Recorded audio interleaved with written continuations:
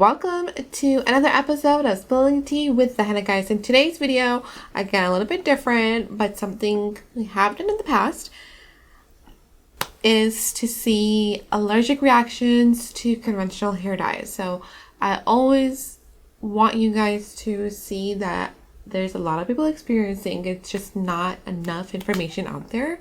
I feel like on these videos, people who actually share their stories, but it just happens so much with these conventional hair dyes. Her title is called Hair Dye Allergy Journey, and her channel is called The Real Giselle. Check her link down below. Hi guys, it's Giselle. Welcome back to my channel. Welcome if you're new. In today's video, we are doing something a little different. Something that I haven't really spoken about on my channel before, but I did want to do a video on this topic because I feel like there might be other people out there that are going through the same type of thing. The topic really is about going gray and also hair dye allergies.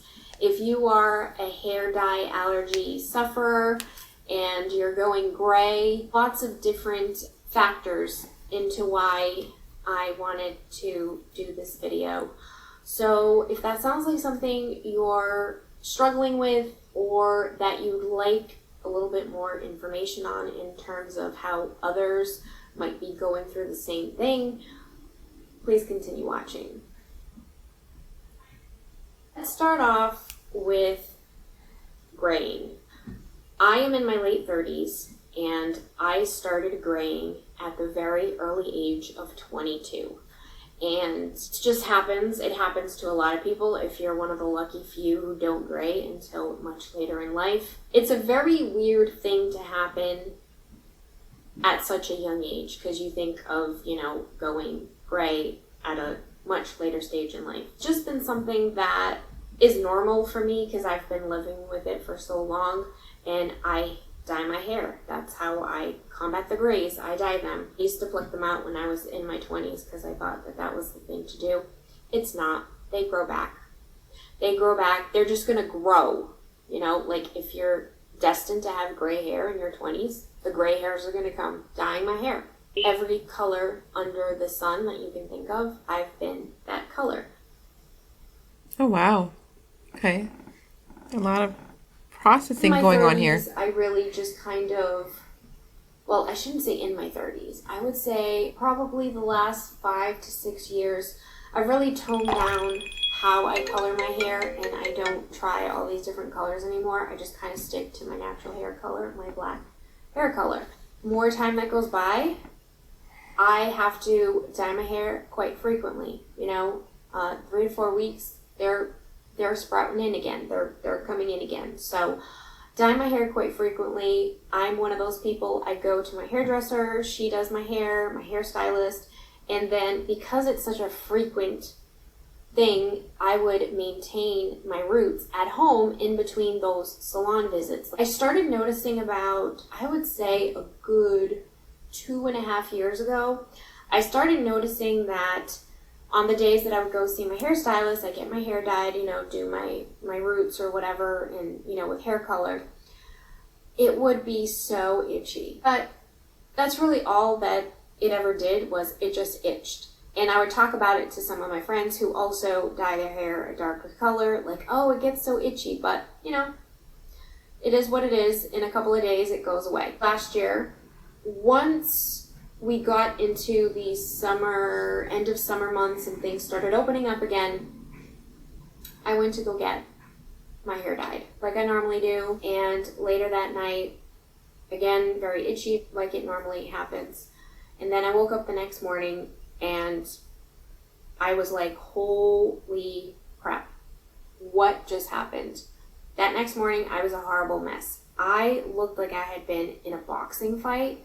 I couldn't open my eyes. My eyes were swollen, pretty much swollen shut. When I finally could get them open, they were just very, raw and veiny, like I had gotten punched in the face. My face, the crown area of my face was very swollen and misshapen, like I looked like an alien, quite honestly. And my scalp was just so raw and red. And not to be gross, but they had actually broken out in like these little blisters, like all over my scalp. I was in really, really, really bad shape. And to boot, I couldn't wear contacts because my eyes were just watering so badly. I couldn't keep them in. I had to wear glasses. Oh, man. I was not in good shape. I kind of felt like I knew that it was the hair dye, obviously, because it was, it had to do with my scalp. So I Googled hair dye allergy, like what to do, and all these photos came up of people that had these horrible hair dye reactions, to the point of near death. Like they literally were just so misshapen. I luckily wasn't as misshapen as some of these photos that I saw online, but if you Google hair dye allergy, you'll see what I'm talking about. Went to the doctor, got put on prednisone, which is a steroid, for multiple weeks in order for the symptoms to die down. And it was just a very horrible experience. I did some research and I was like, okay, the hair dye allergy, and I think it has to do with PPD. Months went by, it was time to dye my hair again, and I got my hair dyed with this vegan product. The name escapes me. Did the vegan product, and the same thing happened. I literally had a reaction. Stupid me for not doing the patch test, which we'll get into that a little. So I know I've seen a lot of people and a lot of, who email or call, ask questions. Well, it was a vegan conventional hair dye, so why did they do that? Just because it says vegan, you really need to see if it's all plant-based. It has to be all plant-based. It's because they will claim that it's vegan, but then they will have like all these additives in it. And it's just crazy the amount of people who actually come and be like, well, I try this and I get a severe allergic reaction. Yes, just like she's mentioned, for any hair dye and even for henna, we highly recommend that you do a patch test because it's plant, so you don't know if you are allergic to plant. But if you are allergic, you will get itchiness. You're not going to get that severe reaction that you do get from the conventional hair dyes. So, man. Later, thought because it was a vegan product, it would be safe to use. Nope, it wasn't safe to use. Same reaction, same thing. I actually think the reaction was worse this time because the first time it happened to me, I felt that maybe I had caused a lot of the blistering on the scalp because I was itching so badly throughout the night. But what happened was when I did my hair this second time, I was like, I'm not going to scratch it because maybe that's what caused a lot of the swelling and blistering. So I didn't touch my scalp. Just let the itch it was very bad. Not to be gross, but this is literally what happened to me. I was sitting down, not feeling well, because obviously that takes a toll on you if you're having some kind of allergic reaction to something. And I just remember sitting on the couch like this, just like so bummed out that here it is again. I did this to myself. Why did this happen? Why did you do this? And I remember taking my hand away from my scalp. What is on my hand? My hand was all like wet and like glistening. My hands weren't wet. My hair wasn't wet. And literally what had happened, and this is so gross, I went and I looked in the mirror, pulled my hair back, and was looking at my scalp. My scalp had, tons of tiny little pussy blisters that had just like broken out. It didn't take me scratching it. It just did it on its own, and it was trying to fight this, chemical reaction that I was having. I had to go to the urgent care because it was on the weekend. Got another batch of the prednisone steroid, another 3 to 4 weeks with this thing. At that point, I was so bummed out. What am I going to do? I have to find a hair dye that I can use that's not going to cause an allergic reaction. And I know that you're probably thinking, well, why don't you just let your hair grow out, right? Just go gray. Just go gray. It's not worth it, right? That's what some people told me. Other people were like, no, keep trying to find your hair dye. And I think it's like going gray is a very personal thing. I feel like you have to be ready in life to really accept that you're going gray.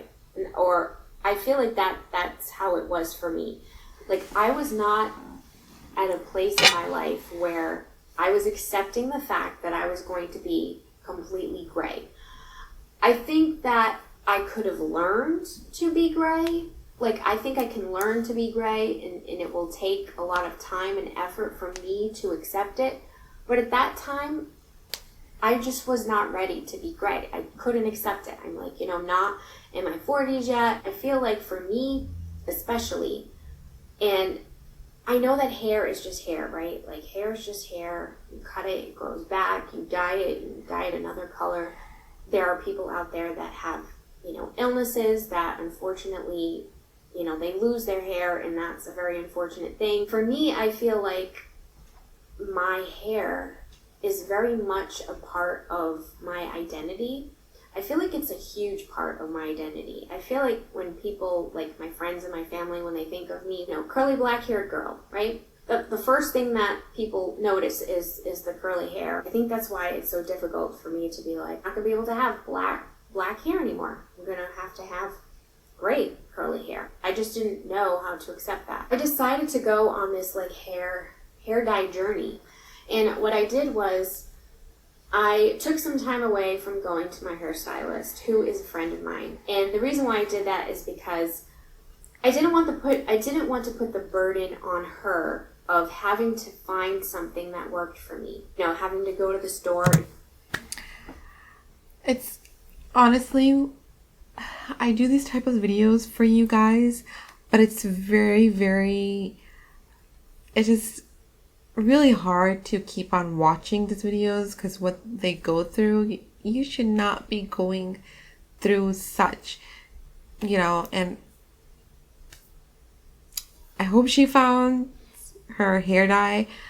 I know she has a part 2, so if you guys are interested to see what her journey was as continued, check out her link down below, see her parts 2. But you guys, for me, henna is always the answer. So we have dark brown, there's jet black, there's natural red. The reds, natural, plant-based, no chemicals. Oh, okay. Well, I hope you guys, I didn't not enjoy the video, but like the content. So if you did, like, subscribe, and comment. Till next time. Bye.